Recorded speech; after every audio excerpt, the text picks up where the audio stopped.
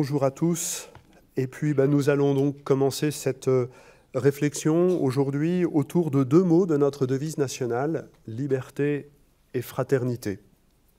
La semaine dernière, le père Mathieu Villemot nous invitait à réfléchir sur l'égalité. Et cette réflexion lui permettait de dire beaucoup de choses importantes, j'ai trouvé, et notamment de distinguer entre une égalité de droit, une égalité de revenus, et de montrer qu'il y avait ainsi une tension avec la liberté. On a reçu un certain nombre de questions, de critiques même formulées avec vigueur et courtoisie simultanément, nous disant « Pourquoi prendre du temps à réfléchir sur ces mots qui finalement viennent de la franc-maçonnerie ?» Je l'ignorais. J'ai été vérifié, effectivement. Il semble que la franc-maçonnerie ne soit pas étrangère au choix de ces mots dans cette devise nationale, mais il n'y a pas que la franc-maçonnerie. Et j'ai envie de plagier le pape, vous me le permettrez, j'espère. Ne nous laissons pas voler la liberté, ne nous laissons pas voler l'égalité, ne nous laissons pas voler la fraternité. Et c'était en tout cas mon intention directe en programmant avec les professeurs qui prennent en charge ces conférences du jeudi, de vouloir réfléchir à la lumière de la parole de Dieu et de la tradition chrétienne sur ces trois mots en ce temps électoral, en ce temps de campagne électorale, parce qu'ils peuvent nous donner des points de repère. Et en tout cas, il est important de savoir comment la tradition chrétienne, comment la parole de Dieu utilise ces mots. Quel est le tour de cœur et le tour de mots par lesquels les mots de liberté et de fraternité, c'est ceux dont je vais traiter aujourd'hui, par lesquels ces mots de liberté et fraternité sont utilisés dans l'Écriture et dans la tradition chrétienne. Sans répondre directement, mais il y a une réflexion aussi qu'il convient de mener comme citoyen de ce pays qui s'est donné ces trois beaux et forts mots comme devise. Quelle est la priorité des trois ? Y a-t-il un mot qui a la priorité sur les trois ? Comment se coordonnent-ils ? Sont-ils tous équivalents ? Quelles sont les tensions ? Et ce sont autant de choix politiques, au sens le plus noble du terme, qui se dessinent derrière les réponses à ces questions. Aujourd'hui, et c'est un choix que j'assume, et j'espère non pas le démontrer, mais montrer pourquoi je l'assume, je voudrais partir de la fraternité, auquel j'accorde de fait une priorité sur les deux autres mots. Un principe de la tradition thomiste, c'est que ce qui vient en premier dans l'intention est ce qui s'énonce en dernier. Alors en essayant d'appliquer ce principe-là, qui ne doit pas être celui du XIXe siècle, la fraternité qui s'énonce en dernier, est-elle ou n'est-elle pas, ou comment peut-elle être, finalement, la clé de voûte de cette devise ? Aimé Césaire, le poète et homme politique de la négritude, disait que la liberté était de fait garantie, que l'égalité, ce n'était pas toujours fait, et que la fraternité, c'était la vraie question avec laquelle il nous fallait nous confronter. Que dit la Bible de la fraternité ? Elle en dit beaucoup de choses, en fait, puisque le premier livre de la Bible, la Genèse, est un livre sur la fraternité. C'est un peu prétentieux de le dire comme ça. Le livre de la Genèse est un livre si riche que de le réduire à un seul mot, et non pas lui faire injure, mais le réduire, effectivement.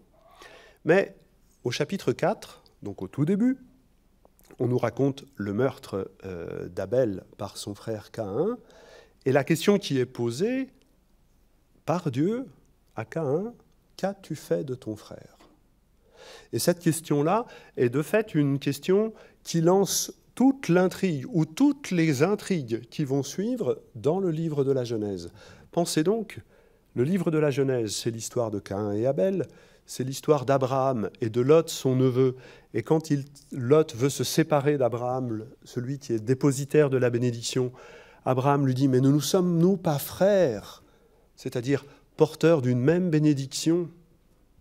Et puis ensuite, il y a l'histoire d'Isaac et de son frère Ismaël, puis ensuite il y a l'histoire de Jacob et de son frère Ésaü, puis ensuite il y a l'histoire des 12 fils de Jacob qui vendent Joseph en esclavage et qui, avec beaucoup de sagesse, va être capable, Joseph le juste, va être capable de reconstituer le tissu fraternel complètement déchiré, puisque alors qu'il est devenu grand vizir en Égypte, que ses frères viennent lui acheter du grain parce qu'il y a la famine, avec tout un tas de stratagèmes assez peu compréhensibles à première lecture, où il traite d'abord ses frères qu'il reconnaît d'espions, et puis il les pousse, il les accule, jusqu'au moment où Judas dit « Mais non, notre père ne supporterait pas ce genre de choses. » Et c'est à ce moment-là que Joseph dit « Je suis Joseph, votre frère. » Le livre de la Genèse est le livre qui nous raconte comment la fraternité se laisse déchirer et comment elle peut se reconstruire avec la sagesse de Joseph, le juste, le sage. Donc la parole de Dieu prend au sérieux ce mot de fraternité. Nous n'avons pas à nous le laisser voler. La parole de Dieu en parle dans son premier livre, le livre de la Genèse, le livre des origines. Comme si le drame de l'humanité, comme si la question première que porte toute humanité est celle de la fraternité. Ou peut-être, pourrions-nous le dire autrement, comme si la question de la croissance de l'humanité est une question de la croissance de la fraternité. Ainsi, notre devise républicaine, laïque, prend beaucoup de sens. Nous donner un idéal de fraternité pour notre pays, c'est vraiment nous donner un idéal de croissance en humanité. Il est à peu près évident que Robespierre et Camille Desmoulins, qui sont les premiers au XVIIIe siècle à avoir utilisé cette devise nationale, qui n'en avait pas encore le statut, ne pensaient pas à tout cela. Mais ce n'est pas parce que ça n'est pas dans les origines de notre devise nationale que nous n'avons pas à enrichir de notre réflexion chrétienne, de la tradition chrétienne, l'usage de ces mots.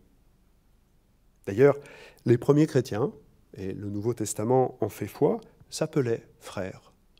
Est-ce que c'était une appellation courante dans la vie quotidienne? On n'en a pas la trace, mais dans les lettres des premières communautés, tant celles de Paul que de Jacques ou de Jean, ce mot de frère est le mot ordinaire pour que l'auteur s'adresse à la communauté.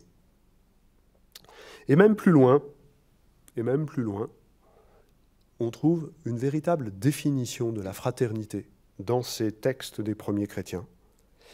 La première lettre aux Corinthiens de l'apôtre Paul, au chapitre 8, verset 13, offre ce qui est, selon moi, le pilier, le point de départ incontournable pour définir ce que c'est que le frère.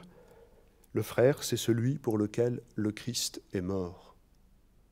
Et à partir de cette conviction de foi, le Christ est mort non seulement pour moi, mais aussi pour celui qui est à côté de moi. Et c'est en cela que je peux l'appeler frère. À partir de cette conviction, l'exigence de la vie fraternelle se dessine. Elle est à la fois un cadeau et elle est en même temps une exigence.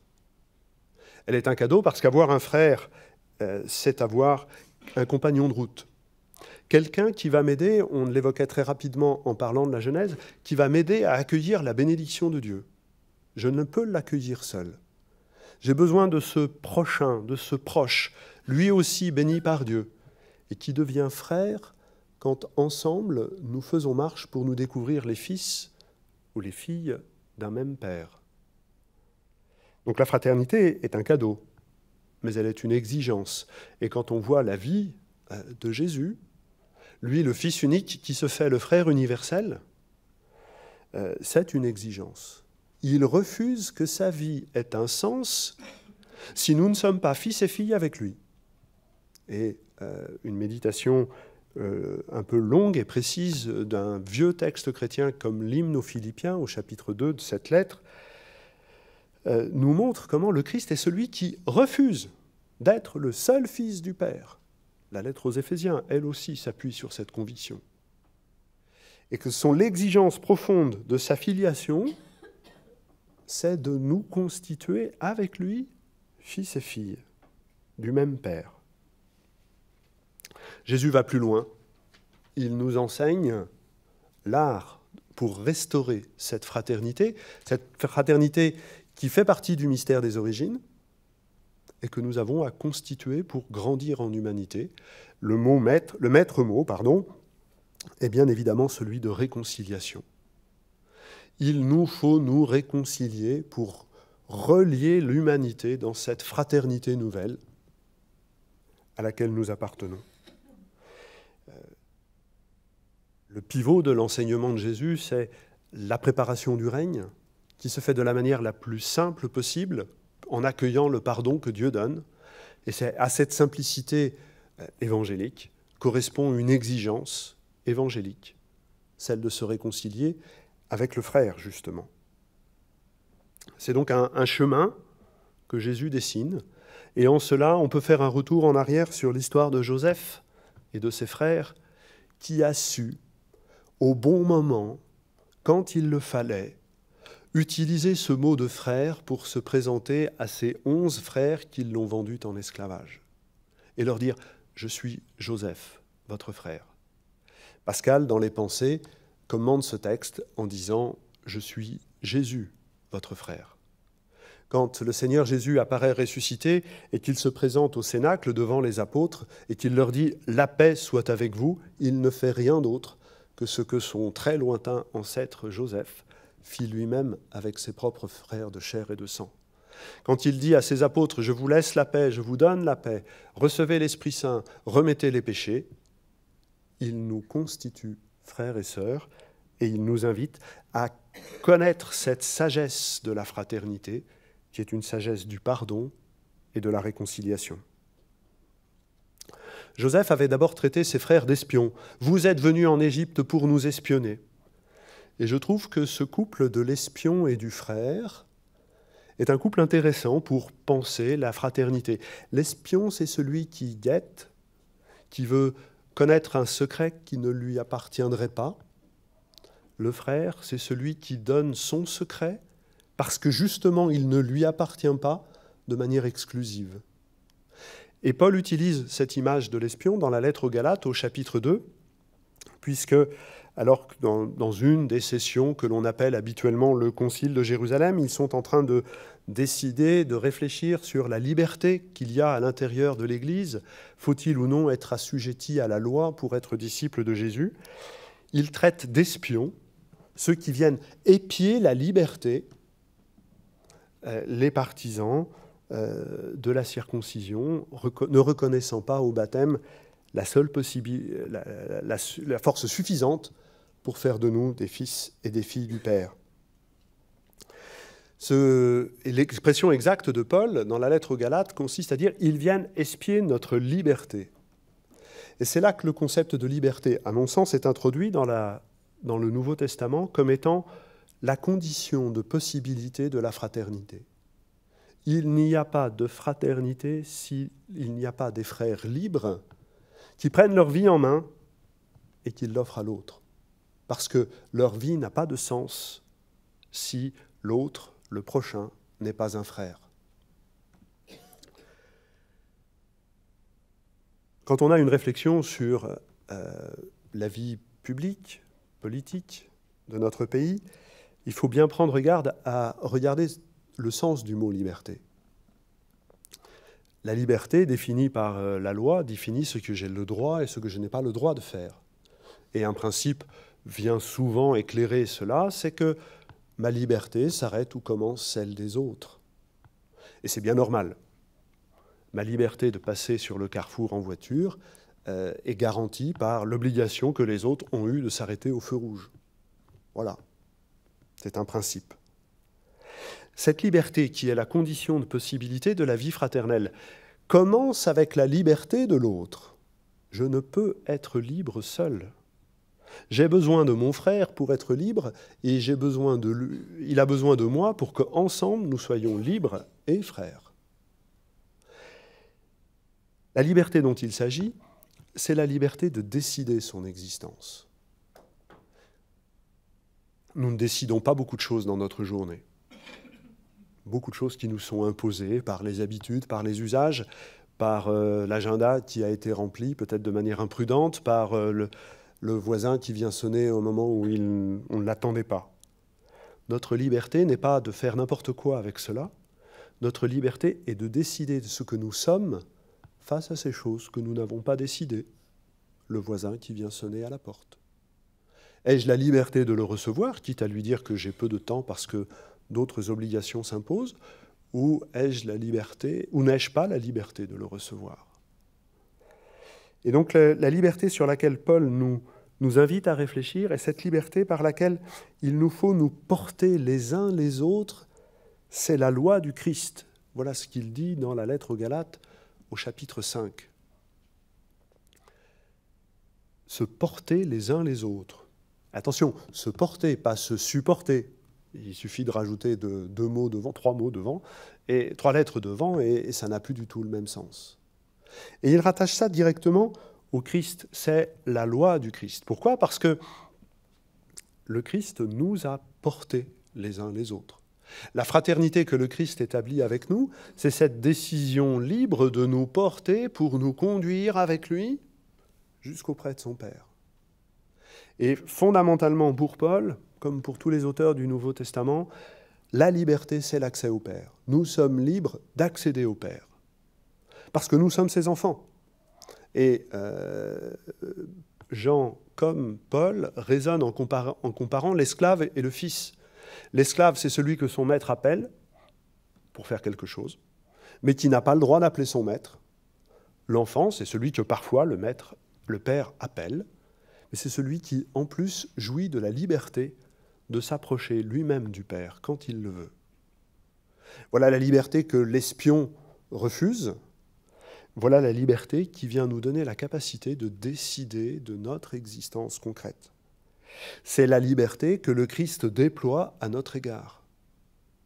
Et voilà pourquoi Paul, dans le contexte un peu polémique de la lettre aux Galates entre les œuvres de la foi, entre les œuvres de la loi, et la foi, Paul peut dire que se porter les uns les autres, c'est la loi du Christ. C'est la loi que constitue l'appartenance au Christ. Ce n'est pas une option. Ce n'est pas si j'ai envie. Non, si je suis baptisé, si je prends mon baptême au sérieux, si mon appartenance au Christ est quelque chose d'essentiel, je ne peux pas ne pas, avec lui, porter mon frère. On retrouve toujours ce couple de gracieuseté, de gratuité, de grâce et d'exigence. La fraternité est une grâce, elle repose sur une faveur filiale et elle est en même temps une exigence. Et pourquoi? Parce que tout cadeau est exigeant, parce que tout don est exigeant. Il nous faut recevoir de manière extrêmement précieuse ce prochain que Dieu nous donne pour que nous devenions frères et sœurs. Et il y a donc une loi qui vient protéger le don. Non pas pour que nous soyons soumis à cette loi, mais pour que nous soyons libres d'accueillir le don et de pouvoir lui répondre. Et la loi, elle est simple, ne pas oublier que c'est un don. Je ne peux pas oublier que le frère est celui qui m'est donné. Si j'oublie cela, alors je ne le porte plus, je le manipule, je suis un espion. La fraternité et la liberté sont donc dans la tradition du Nouveau Testament intrinsèquement liées, extrêmement fortement indissociables, l'un étant quasiment la condition de l'autre.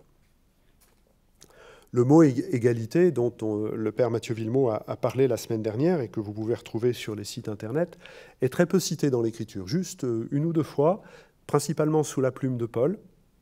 Dans la deuxième lettre aux Corinthiens au chapitre 8, il s'agit d'organiser une collecte, une grande collecte, qui va rassembler des sommes relativement conséquentes et importantes pour que les chrétiens autour du bassin méditerranéen viennent en aide aux chrétiens de Jérusalem.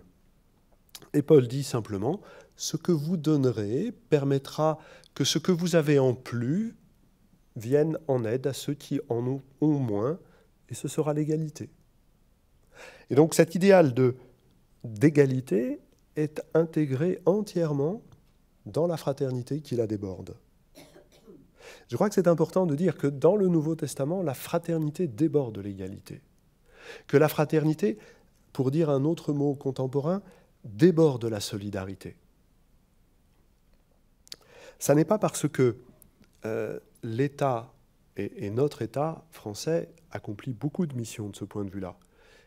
parce que l'État prend en charge beaucoup de choses de la vie du frère. On peut penser à notre système de sécurité sociale, on peut penser à tous les systèmes d'accompagnement des personnes âgées qui leur permet de recevoir des plateaux repas à domicile quand c'est nécessaire, tous les systèmes de visite à domicile, de personnes d'accompagnement. Ça ne remplace pas la fraternité. Ça y participe. Mais si le voisin d'une personne seule qui est visité effectivement tous les jours par l'assistante sociale ou les personnes qu'elle envoie, par une infirmière, par une auxiliaire de vie, si le voisin ne vient jamais frapper à sa porte, ça n'est pas de la fraternité. On s'est déchargé sur l'État le strict rôle de la solidarité et il ne peut pas aller plus loin. Frapper à la porte du voisin seul, c'est une exigence qui correspond exactement à ce que nous dit Paul, « Portez-vous les uns les autres ». L'égalité, la solidarité sont des mouvements indispensables inclus dans cet idéal de fraternité qui, lui, doit déborder, qui, lui, doit être de l'ordre de la surabondance. Ce mot de surabondance est important tant dans la tradition des évangiles synoptiques, tant dans la tradition paulinienne. Jésus dit dans le Sermon sur la montagne, « Si votre justice ne surabonde pas », la justice consiste justement à surabonder, à ne pas se contenter de dire « Ben oui, puisque mon voisin reçoit toutes les aides dont il a besoin pour sa vie quotidienne, je suis donc dispensé d'aller lui offrir un café et de passer une demi-heure avec lui. » Non, non, non, la fraternité requiert cette surabondance. Dans la tradition paulinienne, une phrase très étonnante qui déborde bien évidemment ce cadre de réflexion sur ces trois simples mots, là où le péché abonde, la grâce surabonde. La grâce fraternelle, la grâce de la vie filiale, la faveur de la vie filiale et fraternelle est par définition de l'ordre de la surabondance. On ne peut pas se contenter de dire « j'en ai fini avec mon frère ». Il n'en est plus un à ce moment-là. Ainsi donc, fraternité est, à mon sens, mais c'est un langage exactement que moi, mais cette lecture du mot et de la manière dont il est utilisé dans le Nouveau Testament, la fraternité est la clé de voûte des deux autres mots. Il y a une tension toujours prégnante entre l'égalité et la liberté. Selon les opinions politiques, l'histoire et l'itinéraire de chacun, on choisira de privilégier l'une ou l'autre, et c'est fort légitime. On comprendra l'égalité d'une certaine façon et la liberté de manière correspondante. Encore une fois, le père Mathieu Villemot a dit beaucoup de choses passionnantes à ce sujet la semaine dernière. Mais si on tient que la fraternité est la clé de voûte, qui s'appuie sur ces deux piliers dont elle a un besoin absolument nécessaire, mais qu'elle déborde de manière tout aussi nécessaire, alors on arrive, je crois, à une certaine compréhension de notre devise nationale qui ne s'impose nullement. Ces réflexions que je vous partage ne font nullement loi, ni du point de vue religieux et encore moins du point de vue civil, mais simplement vous donner la possibilité de découvrir que par la parole de Dieu, par l'écoute de la parole de Dieu, on n'apprend pas simplement des vérités de foi, qui bien sûr sont présentes, on apprend aussi à utiliser le langage humain tel que Dieu l'utilise. Quand il utilise ces mots de liberté et de fraternité dans l'Écriture, puisque dans l'Écriture, il laisse des auteurs humains les employer, mais qu'il les imprègne de son esprit pour que le tour de mots, encore une fois, le tour de cœur avec lequel ils sont utilisés, leur permet de déployer des choses qui nous étaient jusque-là insoupçonnées. La réflexion théologique a quelque chose à dire sur la vie publique, sur la vie politique, notamment dans la réflexion autour de ces trois mots. C'est ce que j'espère vous avoir donné envie de faire pour vous-même. Je vous remercie.